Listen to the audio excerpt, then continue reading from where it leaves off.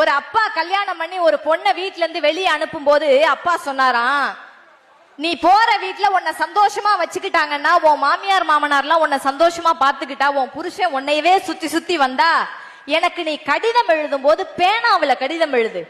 நீ ரொம்ப சந்தோஷமா இருந்தா பேனாவுல கடிதம் எழுது. நீ ரொம்ப கஷ்டப்பட்டனா, உன்னை அவங்க யாருமே மதிக்கலன்னா, உனக்கு மரியாதை கொடுக்கலன்னா பென்சில்ல கடிதம் எழுதுன்னு ஒரு தகப்பன் சொல்லி அனுப்புறாரு ஒரு பெண்ணை.